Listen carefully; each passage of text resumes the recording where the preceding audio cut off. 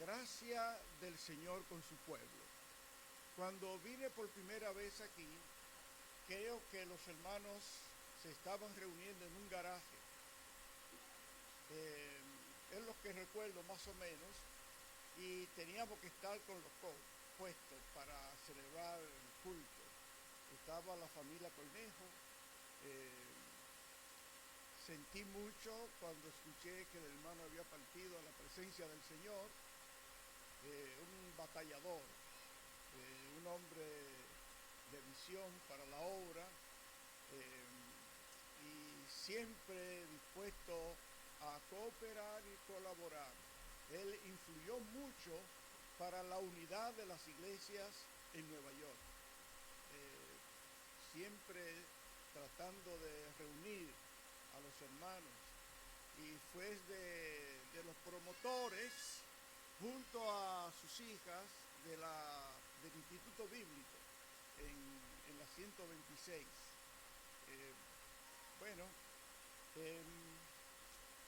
Doy gracias al Señor al ver el crecimiento de la obra y también la fidelidad de los hermanos.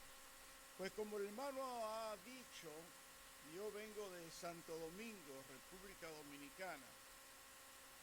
Me acompaña mi hija Perla y estoy por aquí con un propósito muy especial para nosotros. Estamos en Santo Domingo celebrando el 85 aniversario de la obra, y con tal motivo nos hemos propuesto una semana de actividad de aniversario. Hay una reunión tradicional que hacemos, que es con los ancianos, los pastores y sus esposas, y también de los líderes y sus esposas. En esa reunión nosotros tenemos un salón que es más o menos como ustedes, pero con 4 hileras, más amplio. Y ese salón se convierte en un restaurante con mesas, etcétera, y es una reunión que los hermanos esperan, porque hace muchos años la venimos celebrando. Y luego tendremos el culto de apertura del aniversario de gratitud al Señor, que es el culto de comunión, de adoración al Señor, del partimiento del pan, el culto de no me olvides, y tendremos culto evangelístico en la noche. Lunes tendremos una reunión con las damas. Nosotros tenemos aproximadamente 42 asambleas en la ciudad de Santo Domingo, y unas 22 a 25 han salido de nosotros, así que la obra se ha ido ampliando. Y en esa reunión de damas esperamos reunir unas 300 damas, porque se le manda un límite de asistencia por asamblea para que puedan estar holgadas en la reunión. Y luego tendremos también reunión para las parejas. También se le pone límite a esa reunión de asistencia. Y luego tendremos reunión para los jóvenes.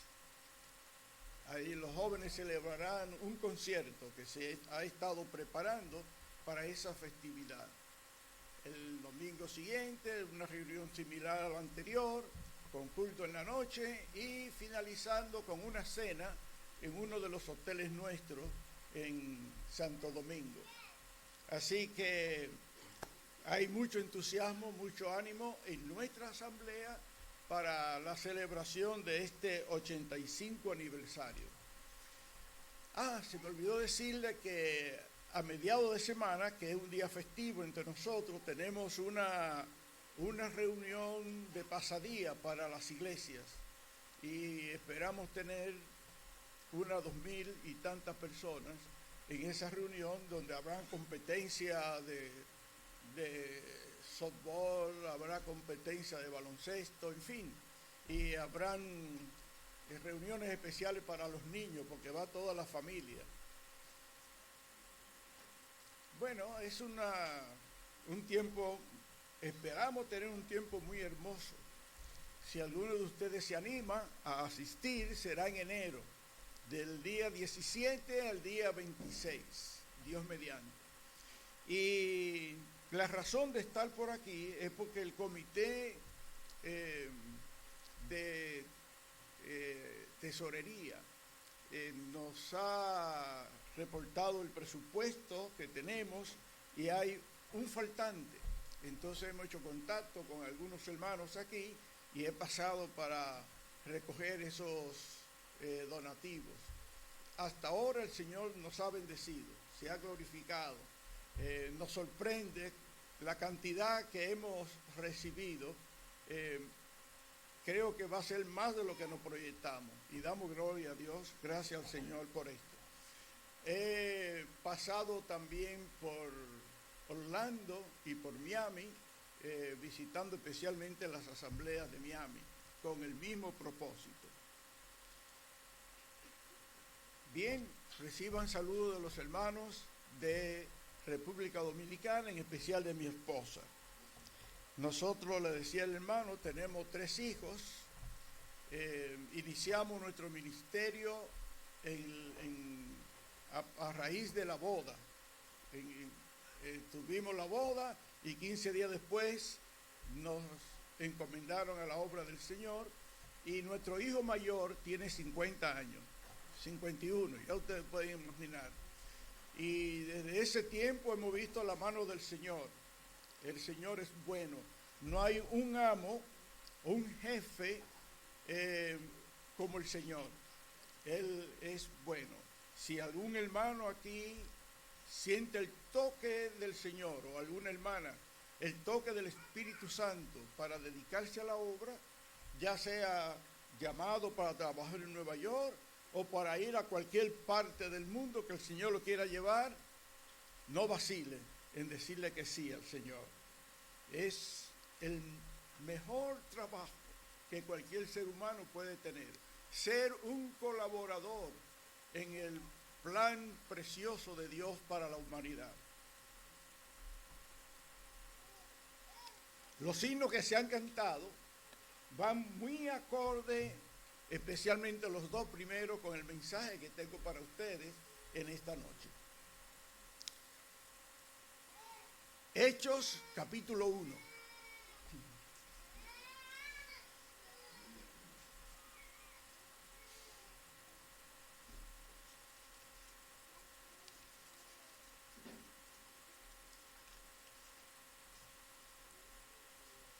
He titulado este mensaje, "Me seréis testigos".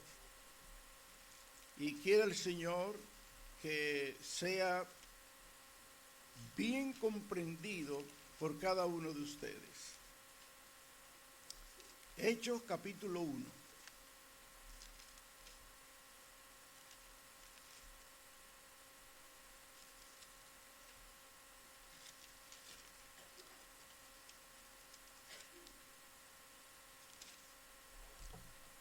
Bien, dice así la palabra del Señor.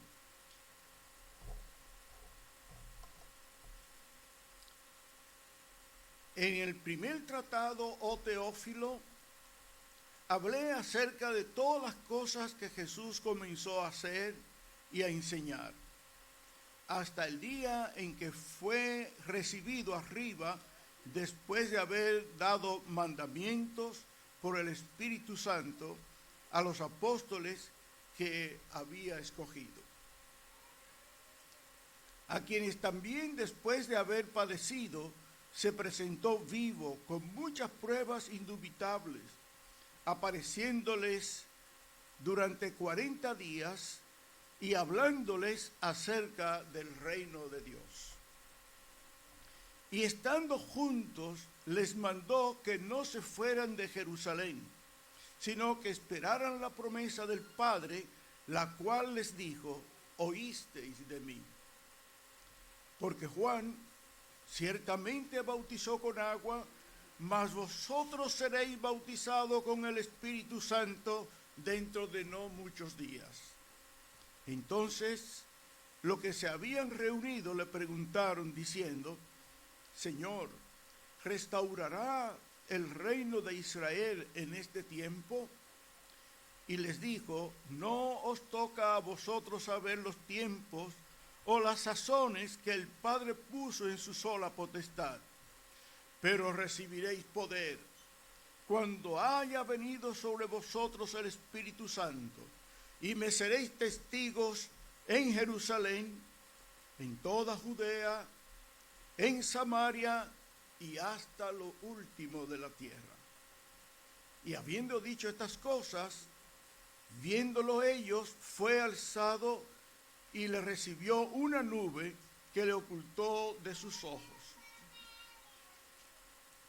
Y estando ellos con los ojos puestos en el cielo, entre tanto que él se iba, he aquí se pusieron junto a ellos dos varones con vestiduras blancas, los cuales también le dijeron: varones galileos, ¿qué estáis mirando al cielo? Este mismo Jesús que ha sido tomado de vosotros al cielo, así vendrá como le habéis visto ir al cielo. Señor, bendiga este precioso pasaje de su palabra en nuestros corazones. Hay cosas que nosotros debemos subrayar de este pasaje.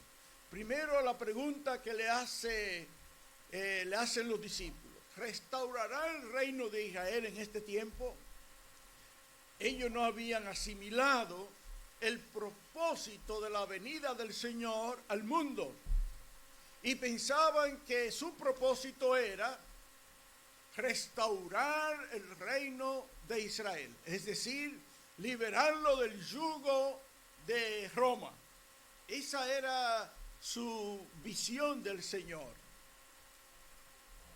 Y la otra cosa es que ellos, dice la palabra que el Señor le dijo: recibiréis poder cuando haya venido sobre vosotros el Espíritu Santo. Esas dos cosas nosotros debemos tenerlas presentes.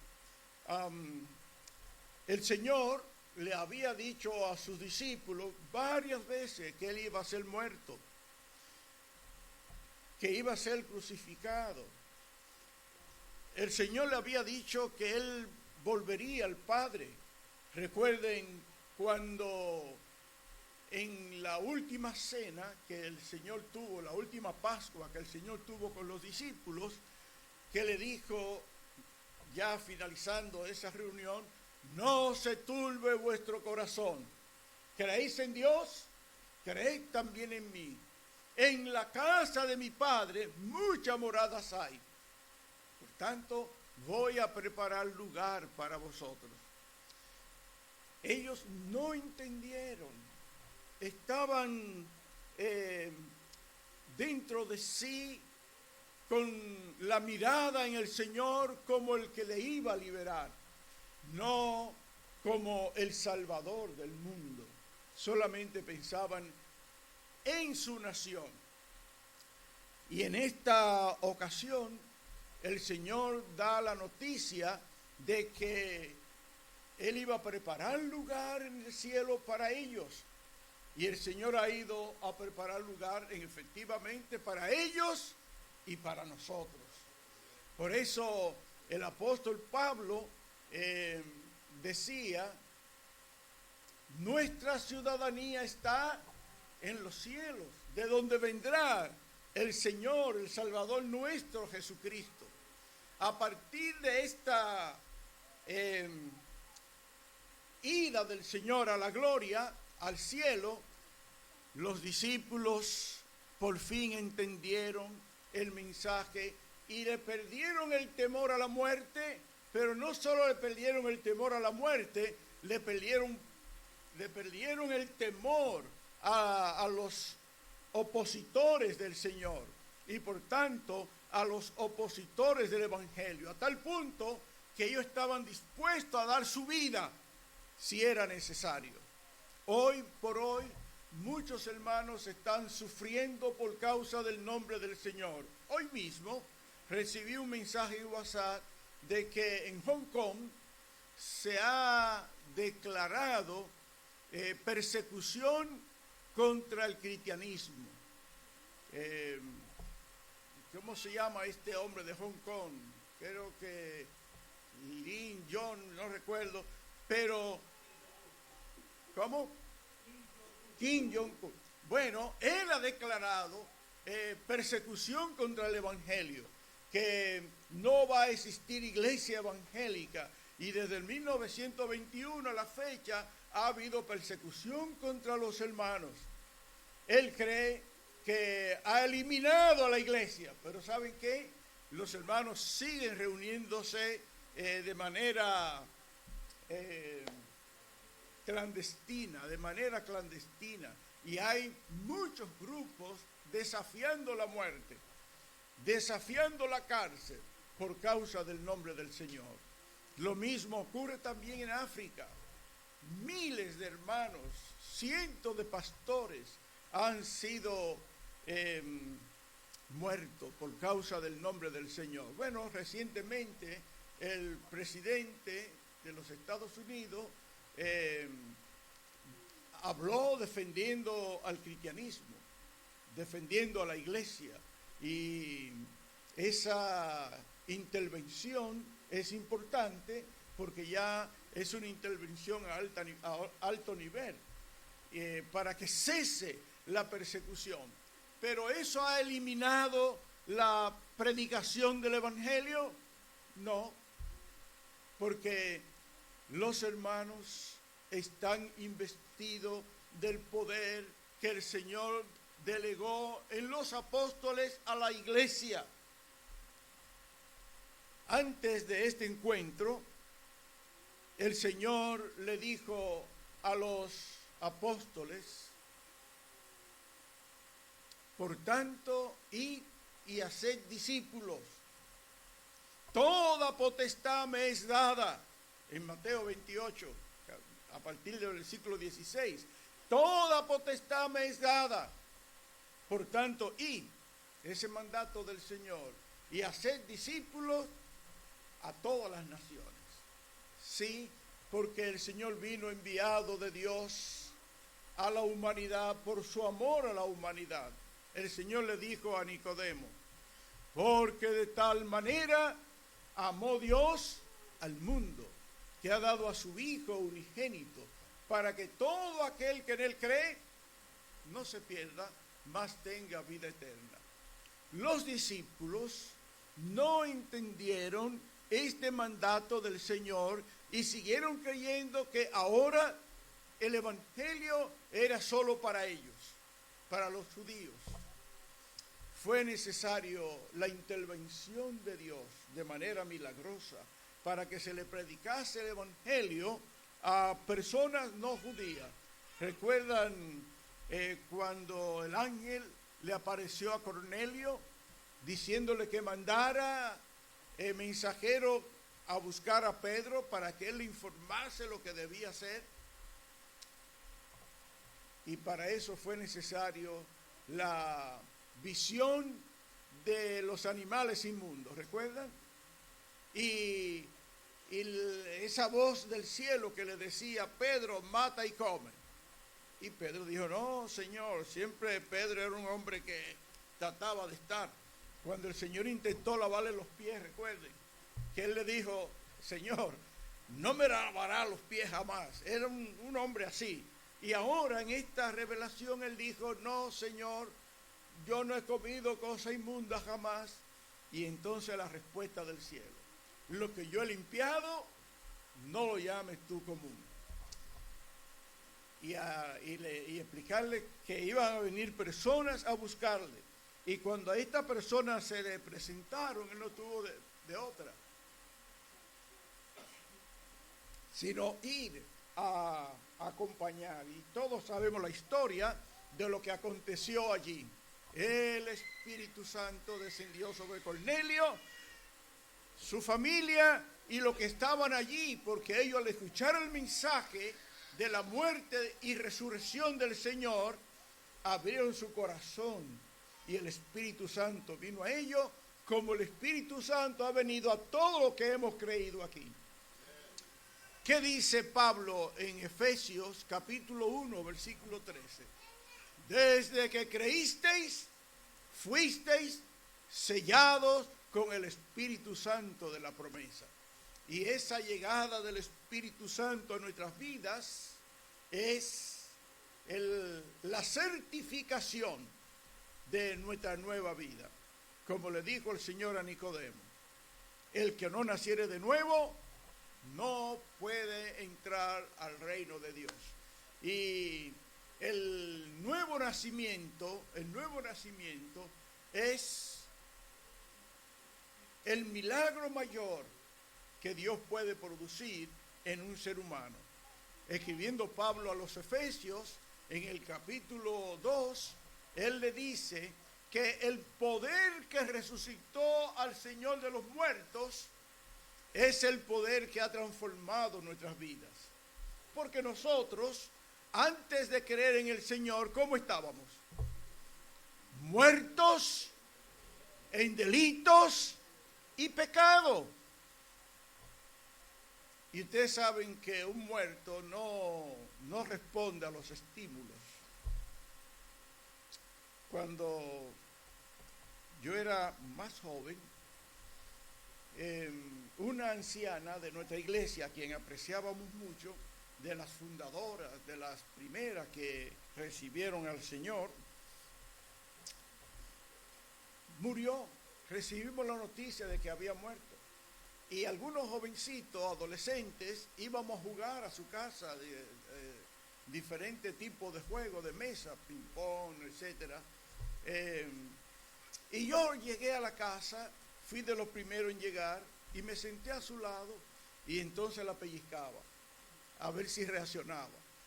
Pero los muertos no reaccionan.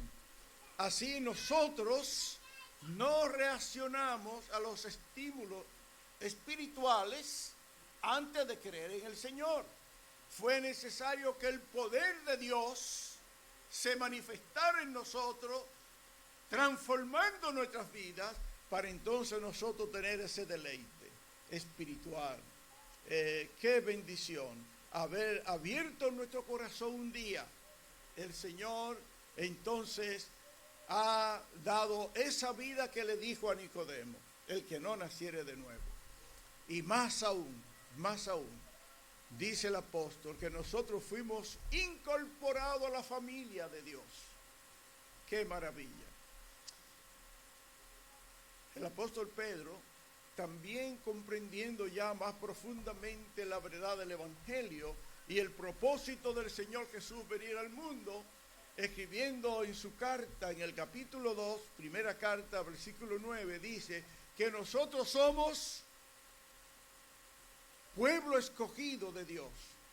Usted y yo somos pueblo escogido de Dios. Real sacerdocio, nación santa. Y entonces hemos sido adquiridos para anunciar las virtudes de aquel que nos llamó a su luz admirable. Miren, no hay otro propósito de la iglesia estar en el mundo más que el de proclamar el mensaje de Dios. Por eso el Señor Jesús le dijo que me seréis testigos en Jerusalén, en Judea, en Samaria y hasta lo último de la tierra, porque ese es el deseo de Dios. Dice el apóstol Pablo que el deseo de Dios es que todos los hombres sean salvos y que vengan al conocimiento de la verdad. Pero ¿cómo los hombres vendrán al conocimiento de la verdad si no hay quien les hable? Si no hay quien les hable.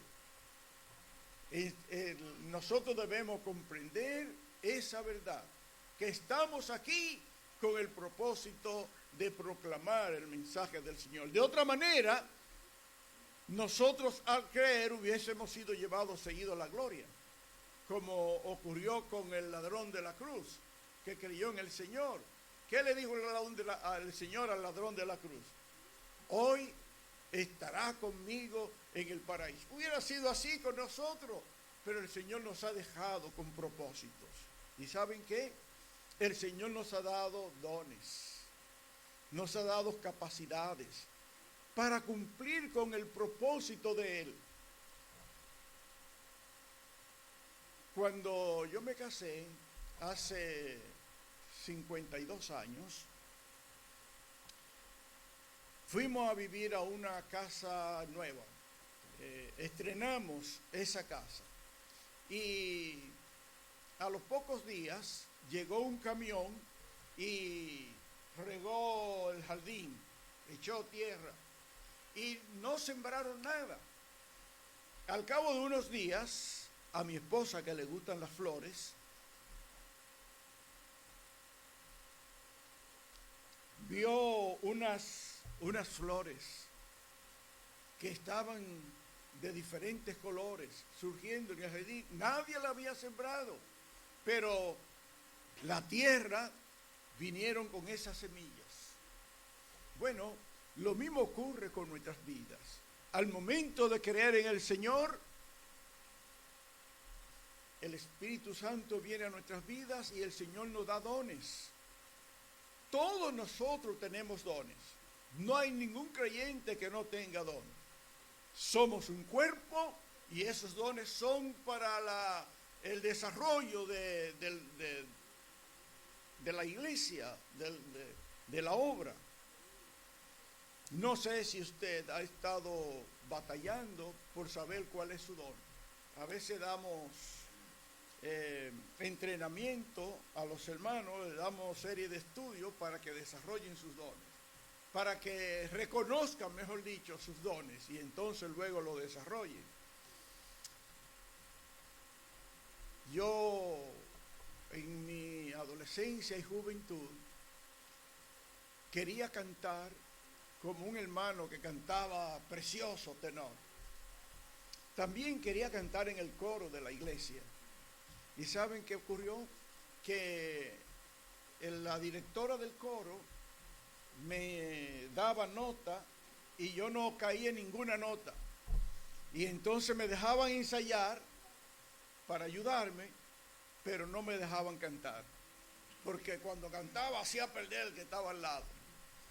Un día, una joven que venía para Nueva York, eso fue por los años 60, 1960, una familia que venía para Nueva York,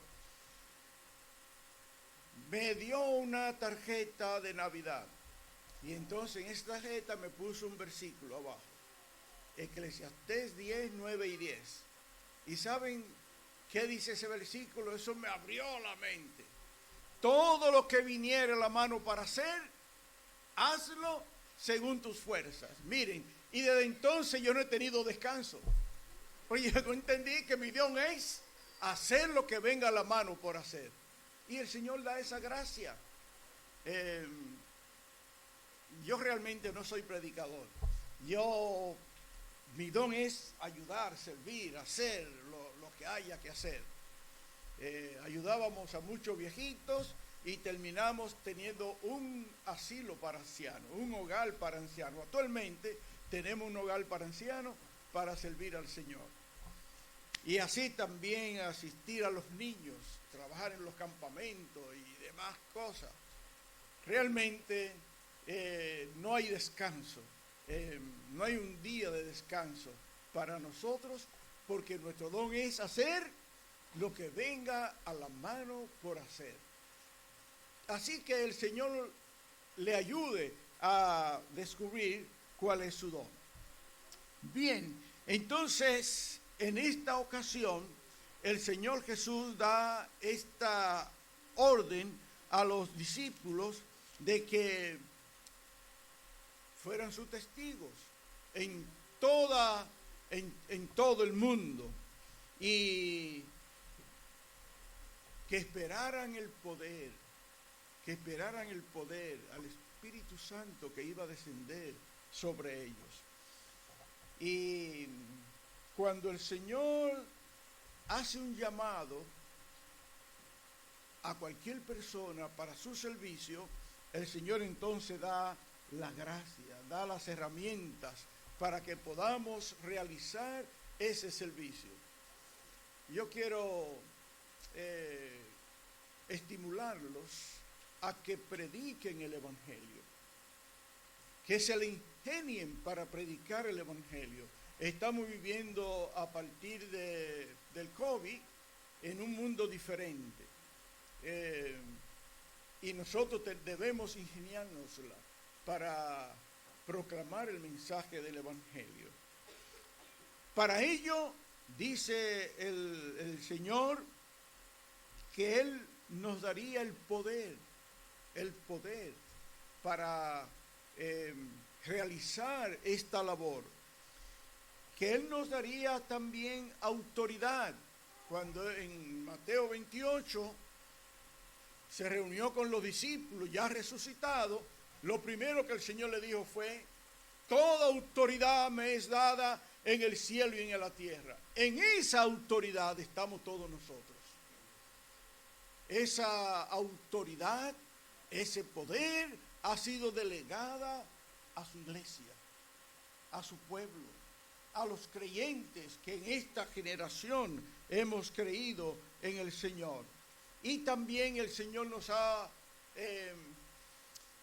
ha ofrecido su presencia.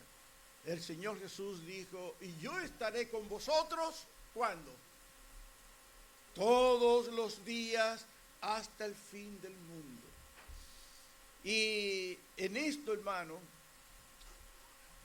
es importante porque la presencia del Señor en nuestras vidas discierne nuestras intenciones, nuestras necesidades. Y como nosotros hemos visto, el Señor le dijo a los discípulos que esperaran el poder, esperaran al Espíritu Santo, que le daría el poder para hacer la obra que Él le había llamado a hacer. Yo no sé a cuántos de ustedes le ha ocurrido que han hecho una petición al Señor y no ven la respuesta, no ven la respuesta. Yo recientemente viví esa angustia de presentar al Señor un propósito y como no ver ese propósito, hasta que un día uno de los hermanos que estaba enseñando la palabra nos invitó a leer un pasaje, y entonces en la lectura de ese pasaje yo pude ver que el Señor está atento a nuestras oraciones. En el Salmo 34 dice que los ojos del Señor, creo que versículo 19, los ojos del Señor están sobre los justos. Es decir, que los ojos de Dios, los ojos del Señor están sobre usted para bendecirlo, para protegerlo, para cuidarlo. Y entonces dice: y sus oídos atentos a sus oraciones. Miren, eso fue un despertar para mí. Y eso fue un descanso para mí. Si yo había orado, ¿qué me tocaba? Esperar. Y en nuestras oraciones, el Señor contesta sí o contesta no. Porque el Espíritu Santo que está en nosotros, dice Romanos capítulo 8, el Espíritu Santo que está en nosotros discierne. ¿Cómo dice realmente ese pasaje? El Espíritu Santo lleva nuestras oraciones al Padre. Y entonces esas oraciones son contestadas de acuerdo a nuestra necesidad. Supongamos que usted está pidiendo al Señor un carro, un vehículo. Y entonces el Espíritu Santo dice allá en la presencia del Señor: él lo que necesita es una bicicleta. Y entonces el Señor le da una bicicleta. Porque el Señor contesta lo que realmente nosotros necesitamos. A veces pedimos para nuestro deleite, pero el Señor sabe cuál es la necesidad nuestra. El asunto es, hermano, que el Señor siempre escucha nuestras oraciones. Y de manera muy especial cuando estamos reunidos como pueblo de Dios para orar. No sé si ocurre aquí como en mi iglesia, pero el culto de menos asistencia es el culto de oración. Pero eso es lo que sostiene a la iglesia. Allí es que radica el poder para el accionar del pueblo de Dios. Ya sea en nuestras casas o sea en la iglesia reunido para oración, el Señor escucha nuestras oraciones y nosotros debemos tener fe en ese sentido de que el Señor escucha nuestras oraciones. Entonces ahora, en tercer lugar, ¿cómo hacer esta encomienda que el Señor nos ha dado? ¿Qué alcance tiene este pedido del Señor para nosotros? Que nos dijo, haced discípulos. Cuando el Señor, como le he dicho, dijo a los discípulos, recibiréis poder, y cuando le dijo, toda potestad me es dada, cada uno de nosotros debemos sentirnos así, porque tenemos al Espíritu Santo, que nos da la gracia y el poder, y que también nos da los dones. Entonces usted tiene el poder que el Señor delegó. Nosotros en Santo Domingo celebramos un tiempo de células para proclamar el mensaje del Señor. A mí me tocaron células de médicos y me tocaron células de empresarios y me tocaron células para un taller de desabolladura, se dice aquí, a los vehículos, de reparación de choque de vehículos. Sí, entonces otros hermanos les tocó célula con la familia, con amigos, en fin, teníamos quizás 30 células. Y qué bendición ver almas salvadas en cada una de esas células. ¿Y cuántos hermanos bautizamos producto de estas células? Una joven estudiante de arquitectura una hermana estudiante de arquitectura ganó a una joven que ha sido fiel hasta hoy. Y esa joven vino para la Florida. Y había otra joven que había sido convertida por visita que yo hacía a la mamá que estaba enferma. La historia de esa joven es muy larga. Pero cuando esa joven, puedo decirle algo de esto porque es interesante. Cuando yo llegué por primera vez a la casa de esta joven, que ella cuidaba a su mamá, ese día ella me dijo, yo no creo en los pastores. Y me mencionó una serie de cosas. Bueno, yo seguí discipulando a la mamá hasta que ella me fue conociendo un poquito más. Y un día su mamá me dijo, mira, mi hija quiere invitarte a cenar a un hotel, no se lo rechaces. Así que ella me invitó a uno de los hoteles principales para la cena y yo no sabía el propósito. Y el propósito fue para decirme que la perdonara por lo que ella me dijo al llegar a su casa. Pero habían pasado meses de eso. Y llegamos a hacer una amistad que ella me quiso como su papá, porque su papá había muerto. De tal manera que cuando ella y su esposo, después de morir su mamá, se mudaron para Puerto Rico, ella me mandó un boleto para que yo la visitara y viera la casa, el apartamento que habían comprado. Y cuando me iba, era un abrazo que no se despegaba, y yo con apuro porque el esposo estaba ahí. Y entonces ella me mandó otro boleto para que viera los muebles que iba a comprar, para que yo fuera a comprarlos. Realmente me quiso como su papá. Y se mudaron para Miami y me mandó otro boleto para que fuera a Miami a ver su apartamento. Algo muy especial.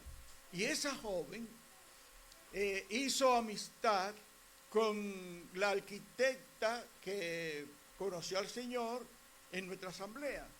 Y entonces ella en Miami prepararon una tarjetica para en los supermercados, en las tiendas, darle invitación para que fuera a su casa a una reunión.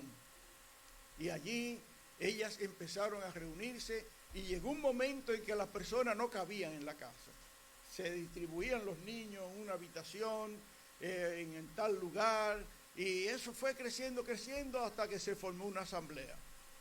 2 jóvenes testificando del Señor, 2 damas, que dicho sea de paso, las damas, no sé si aquí es igual, en Santo Domingo son las que más trabajan para la obra, las que más predican, las que más visitan los hogares, las que más van a los hospitales, las que más llaman cuando un hermano se ausenta.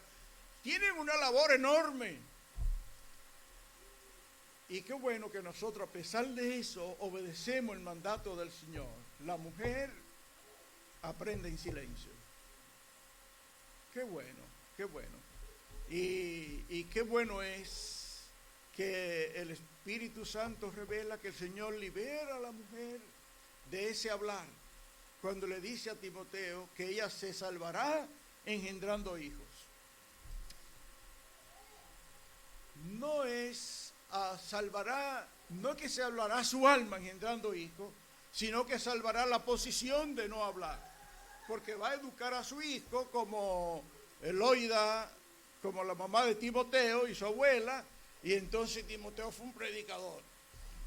Como ocurrió conmigo y con muchos adolescentes de mi iglesia, que una misionera los invitaba a su casa, y cuando íbamos, lo primero que ella le decía a uno: ¿fuiste a la iglesia? Si había sido culto anterior. ¿De qué habló el predicador? Y teníamos que decirle, o si no nos preguntaba: ¿qué leíste hoy? ¿Tuviste tu devocional? Y si nosotros no lo habíamos tenido, entonces nos decía: pues este fue mi devocional. Papá, y nos daba un mensaje, nos estimulaba a aprender. ¿Y cuántas damas hacen ese ejercicio de viendo adolescentes, jóvenes que tienen llamado del Señor y van instruyéndole, van estimulándole, y entonces vienen a ser como hijos de ella? Esa misionera fue como la teníamos como madre, nos enseñó. Una de las cosas que yo más dolor me dio cuando el Señor me llamó fue que ella no estaba para la encomendación, que el Señor la había llamado. Sí, las mujeres tienen mucho trabajo y el Espíritu Santo la usa. La primera mujer que se convirtió, ¿cómo se llamaba? Con el apóstol Pablo, Lidia, y Lidia ofrecía su hogar, su asistencia.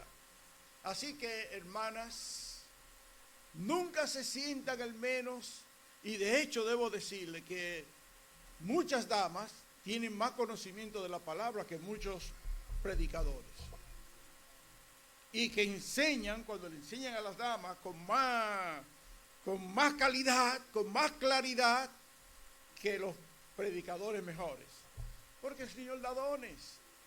Y ustedes sabían que hay dones de pastora. No se sorprendan, pero la mujer puede tener el don de pastor, en el sentido de aconsejar, de orientar a las más jóvenes o a las hermanas, de dar consejo. Esas son funciones pastorales. No tienen la delegación de ser pastor, pero tienen el don de orientar, de enseñar, de ayudar a crecer en la fe, de discipular, etcétera, etcétera. Bien, entonces nosotros podemos de diferente forma ingeniárnosla, ya sea como iglesia o individual, para proclamar el mensaje del Señor, cumplir con su mandato. Tenemos familia, y la familia puede venir al Señor por el testimonio suyo, por darle el mensaje. Dice la palabra de Dios que el Señor Jesús, que nosotros somos la sal de la tierra. Entonces las esposas que se convierten, o los esposos que se convierten, pueden ganar a su compañía, pero no hablándole mucho, sino viviendo la vida cristiana. Porque si usted a una comida le echa mucha sal, ¿qué ocurre? Se daña. Entonces nosotros no debemos insistir, sino vivir.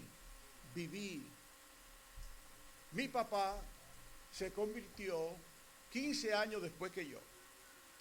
Y mi papá era un borracho empedernido que no dejaba dormir a uno. Y un día se apareció a la puerta y derramó una botella y dijo, esta es la última, una botella de cerveza, y se tomó otra. Y a partir de ahí él fue un nuevo hombre. Tiempo después, yo escuché a mi mamá hablar con una vecina y le decía, una mujer solo puede ser feliz si su esposo es evangélico. El cambio que produce el Señor. Entonces ya él no tenía que hablarle tanto a mi mamá, sino vivir la vida distinta a como era antes. Ya mi mamá recibía más dinero para las cosas del hogar, recibía más dinero para las cosas que a ella le gustaba, y ella veía el cambio en mi papá, porque el Espíritu Santo hizo la obra que hace con todo lo que reciben, abre su corazón al Señor. Entonces podemos empezar también para ganar a la familia, para ganar a los vecinos, teniendo, dice la palabra de Dios que en Hechos capítulo 2, que los hermanos tenían favor con todo el pueblo. La comunidad veía cosas diferentes en lo que habían recibido al Señor Jesús como Salvador. Así nosotros debemos dar esa dulzura de la presencia del Señor. Siendo mejores empleados, porque ahora tenemos la encomienda del Señor de que no sirvamos al ojo, que todo lo que hagamos, sea de palabra o de hecho, hacerlo como para quién, como para el Señor. Entonces en el trabajo la gente ve la diferencia de los otros empleados, porque Cristo está en nuestras vidas, porque el Señor está en nuestras vidas. ¡Qué hermosura! Y hermanos, todos aquí somos siervos de Cristo. Todo creyente es siervo de Cristo. Y nosotros debemos vivir de esa forma. En Romanos capítulo 10, versículos 9 y 10, el apóstol Pablo dice, que si confesare con tu boca que Jesús es el Señor, y creyere en tu corazón que Dios le levantó de los muertos, ¿qué? Será salvo. Pero mire lo que dice Pablo. Él siempre se consideró así. Si confesare con tu boca que Jesús es el Señor, y si Jesús es mi Señor, ¿qué va a pasar en mi vida? Que yo no voy a hacer lo que yo quiero, porque yo soy siervo de Él. Pablo se enorgullecía en decir que era siervo de Cristo. En sus cartas, por ejemplo, en Tito 1:1, él dice, Pablo, siervo de Cristo. Se gozaba en declarar, en expresar que él era siervo del Señor. Bueno, todos nosotros somos siervos de Cristo. Todos nosotros somos siervos de Cristo y debemos vivir de esa manera. Así que nuestro compromiso es obedecer al Señor. ¿Y cuál es el mandato principal del Señor? Que seamos testigos. Me seréis testigos. Y nosotros tenemos esa delegación de poder. Las damas, los caballeros, todos. Entonces vamos a hacer ese esfuerzo para proclamar el nombre del Señor. Quiere el Señor que podamos sentir ese deber y contribuir al crecimiento de la iglesia, no solo de la iglesia local, sino de la iglesia que el Señor viene a buscar cuando venga de su gloria. Que el Señor nos bendiga.